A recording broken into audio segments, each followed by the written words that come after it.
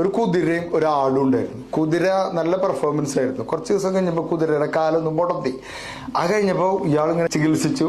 ഇതിന്റെ സുഖം കിട്ടി കുതിരയ്ക്ക്. ചികിത്സ കിട്ടിയിട്ട് പിന്നെ അധികം പണിയെടുക്കാൻ പോകണ്ടല്ലോ, ഓട്ട മത്സരത്തിന് അതിനൊന്നും പോകണ്ട.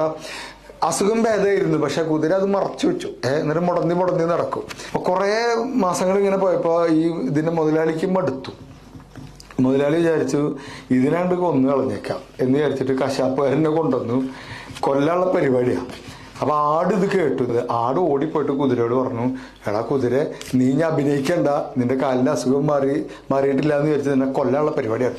അപ്പൊ കുതിര ഉടൻ തന്നെ എന്നാ കയറൊന്ന് ഫ്രീ ആക്കി ഞാനൊന്ന് ഓടി കളിച്ചിട്ട് വരാം എന്ന് പറഞ്ഞിട്ട് കയർ ഫ്രീ ആക്കിയപ്പോൾ കുതിരയായിട്ട് ഓടി. അപ്പൊ മുതലാളിയുടെ അടുത്ത് കുതിര ഓടിച്ചെന്നു.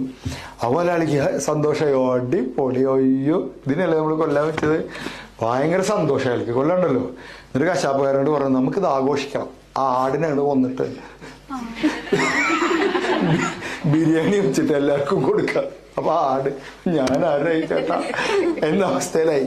മറ്റുള്ളവർക്ക് വേണ്ടി വല്ലാണ്ട് മരിക്കാൻ നിൽക്കരുത്.